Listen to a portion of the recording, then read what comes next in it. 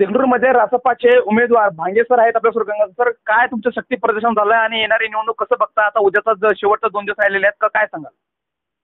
जवळपास आमचा विजय हा निश्चित दिसतोय आणि ग्रामीण भागातून मला उत्तम प्रतिसाद मिळतोय की म्हणजे सर्वसामान्य जनता हे तेच चेहरे पाहून कंटाळलेली आहे आणि शेतकऱ्याच्या शेतमालाला योग्य भाव देत नाही कुठल्याच्या सरकार असणार. त्याच्यामुळे आता काहीतरी परिवर्तन पाहिजे जनतेला आणि जनतेच्याच विश्वासावर मी म्हणजे मला उभं करण्यात आलेलं आहे. मी ज्या उद्देशासाठी उभं राहिलोय त्याच्यामध्ये म्हणजे बेरोजगार असतील त्या मुलांचे प्रश्न आहेत, महिलांच्या उद्योगांचे प्रश्न आहेत. या 10 वर्षामध्ये नांदेड जिल्ह्यामध्ये एकही असा मोठा प्रकल्प आलेला नाहीये. छोटे मोठे उद्योग धंदे सुद्धा आलेले नसल्यामुळे इथले जे खेडेगावचे आमचे जे तरुण वर्ग आहे त्यांची फॅमिली आहे ती पूर्ण पुणे मुंबई इथे शिफ्ट झालेली आहे. त्याच्यामुळं खेडेगावामधून आज जास्त म्हातारे कोतारे पाप बिचारे कसरी जीवन जगत आहेत. त्यांचं देखभाल करणारा कोणीच नाहीये. त्याच्यामुळे ही भयानक परिस्थिती सरकारला सुद्धा लक्षात येत नाही आणि नांदेड जिल्ह्यातील नेत्यांचे कोणाच्या लक्षात येत नाही. ही फार गंभीर बाब आहे. त्याच्यामुळं म्हणजे ही जी शिक्षण व्यवस्था आहे अतोनात म्हणजे फीस वाढवण्यात आलेली आहे.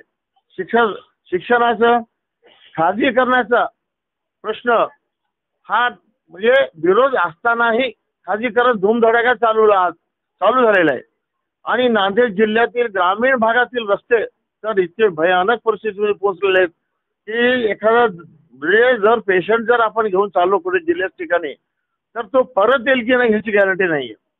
त्याच्यामुळे ही सर्व व्यवस्था पाहता असं मला वाटलं तेव्हा काहीतरी कोणतरी केलं पाहिजे बाबा ह्याच्यासाठी. पण कोणीच तयार होत नव्हते. शेवटी जनतेने मला या भागातील जनतेने पुढाकार घ्यायला लावलं की सर तुम्ही ही लढाई लढा. आपल्याला परिवर्तनाची लढाई लढायची आहे म्हणे. कुठल्या एका राजकीय पक्षाला सपोर्ट असं नाही आपला म्हणे. तर परिवर्तन करण्यासाठी नांदेड जिल्हा हा नेहमी अग्रेसर राहिलेला आहे आणि देश पातळीवर नेहमी नांदेड जिल्ह्याचं कर्तृत्व दिसून आलेलं आहे. माननीय शंकरराव चव्हाण साहेब सुद्धा गृहमंत्री होते या जिल्ह्याचे. इंदिरा गांधी जेव्हा म्हणजे प्रधानमंत्री होत्या त्या काळामध्ये त्यांनी विश्वास टाकला होता. त्यामुळे नांदेड जिल्हा काहीही करू शकतं. त्याच्यामुळे ही सुरुवात देगलूर शहरापासून झाली याचा मला खूप अभिमान वाटतोय आणि यामागे सर्वसामान्य गरीब कुटुंबापासून शेतकरी आणि बेरोजगार मुलं आणि महिला भगिनी यांची मला भरघोस साथ आहे. त्या जोरावरच मी ही निवडणूक लढवीत आहे आणि जागोजाग माझे सत्कार होत आहेत की बाबा तुम्ही फार मोठी हिंमत दाखवलेली आहे. मोठमोठे व्यापारी सांगत आहेत मला तेव्हा या लढाईमध्ये म्हणजे धनशक्ती विरुद्ध जनशक्ती हा जो लढा आहे हा लढा तुम्ही यशस्वी कराल ही आम्हाला टोटली खात्री आहे. या उद्देशानं मी या लढाईमध्ये जनतेच्याच विश्वासावर ही लढाई लढत आहे आणि माझ्या पाठीमागं गोरगरीब जनता ही नेहमीच तत्पर आहे.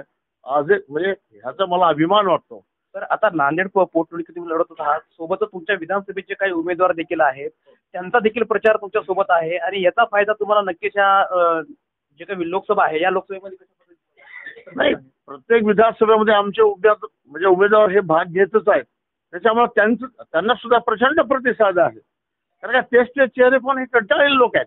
त्यांना नवीन चेहरे पाहिजेत, नवीन व्यक्ती तेव्हा ज्यांना कुठलाही कलंक नाहीये अशा प्रकारच्या उमेदवारासाठी जनता म्हणजे त्रस्त झाली होती. बाबा कोणतरी पाहिजे, बाबा कोणतरी ह्या जनतेचा विकासाचे प्रश्न मांडले गेले पाहिजेत. संसदेमध्ये मांडण्यासाठी जनता आतुर आहे. आमचे प्रश्न कुणी मांडत नाहीत. जे निवडून गेले एक तर झोपी गेले संसदेत जाऊन किंवा ते म्हणजे कुठल्याही कार्यक्रमामध्ये ते हजर नसतात. त्याच्यामुळे आमच्या जिल्ह्याचे प्रश्न आज जवळपास 20-25 वर्षापासून म्हणजे पेंडिंगच आहेत. एकही मोठा प्रकल्प नाही आमच्या जिल्ह्यामध्ये. काय उदाहरण द्यावं आम्ही? शेजारच्या राज्यामध्ये बघा, आंध्र प्रदेश असेल, कर्नाटक असेल, तिथे काच जशी असतात असे गुळगुळीत रस्ते झाले आणि पाण्याचा प्रश्न गावोगाव खरं म्हणजे तळी व्हायला पाहिजे. भ्रष्टाचार महाराष्ट्रात मोठ्या प्रमाणात भ्रष्टाचार तर नांदेड जिल्ह्याने तर कळत घातलेला असं आम्हाला वाटतं. रस्त्याची दुर्दशा आणि पिण्याच्या पाण्याचा प्रश्न. आज एक महिला मला आज आठवडी बाजारमध्ये तळमळीत सांगत होती, सर आम्ही पाणी सुद्धा विकत घेऊन पितो म्हणे. म्हणजे सरकारचं जे अत्यावश्यक सेवा आहे पिण्याला पाणी लागते ह्याच्याकडे सुद्धा लक्ष नाही त्याचं.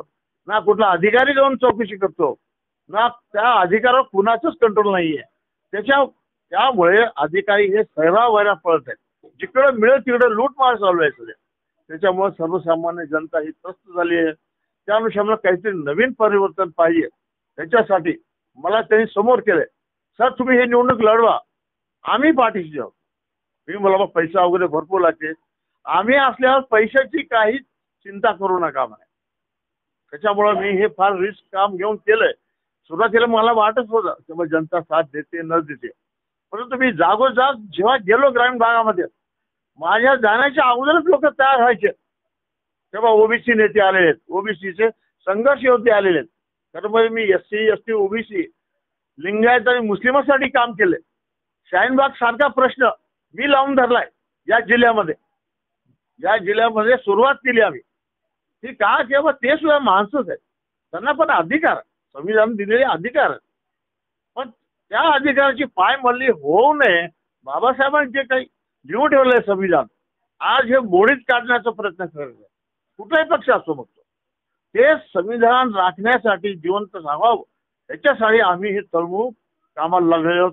तुम्ही बघताय आज जास्तीत जास्त महिला होत्या या मोर्चामध्ये, महिला होत्या. काय म्हणजे आपल्या घरचं जे कुटुंब चालवते ही महिला चालवते. पण महागाई ही प्रचंड प्रमाणात वाढलेली आहे. हे चटके महिलांना भोगावं लागत आहे. त्याच्यामुळे ते आज रस्त्यावर उतरलेले आहे. त्यामुळे आम्हाला नवीन बदल पाहिजे, चेहरा नवीन पाहिजे, परिवर्तन पाहिजे. ग्रामीण भागातील महिला सुद्धा कंटाळून गेली आहे, शेतकरी कंटाळलेला आहे. शेतामध्ये माल पिकतोय पण त्याला भावच नाहीये. 4,000 रुपये किलो सोयाबीन आहे आणि तेलाचे भाव 170 रुपये किलो तेलाचे भाव आहेत. आता तुम्ही भयानक तफावत. आता ओबीसीचे काही नेते आहे सर, काय सांगता? परिस्थिती एक नंबरला आहे सध्या. जर आता जानकर साहेबांचं काही नव्हतं तर आपण निर्यायला थांबे केल्या. सध्या जे एका नंबरवर आहे. ज्याच गावात जात आहोत त्या गावामध्ये प्रतिसाद चांगलं भेटत आहे आणि ओबीसी नेते आले म्हणून ते चांगलं कार्य होत आहे आणि आम्ही 100% निवडून येऊ अशी अपेक्षा बाळगतो. काय वाटते मॅडम, कशी बघता निवडणूक? तर निवडणुकीचं पाहतोय आपण इथे, तर प्रचंड प्रकारे सरांना प्रतिसाद आहे. जिथे जिथे आम्ही जातोय तिथे महिला समोर येत आहे. पहिले पुरुष समोर यायचे, पण आता महिला बाहेर येत आहे. समोर येताना प्रत्यक्षात ते बोलत आहेत की सर तुम्ही आमच्यासाठी काहीतरी घडून आणाल, हे आम्हाला शाश्वती आहे आणि तुम्ही कुठल्याही गोष्टीला म्हणजे माघार न घेता तुम्ही पुढे व्हा, आम्ही तुमच्यासोबत सर्वजण आहोत, असं प्रचंड महिलांचा प्रतिसाद आहे. त्याच बळावर त्याच जोरावर आज सर जे आहेत ते इथे आहेत आणि नक्कीच आम्ही ही निवडणूक निवडून येऊ एवढी आम्हाला शाश्वती आहे. राष्ट्रीय समाज पक्षाचा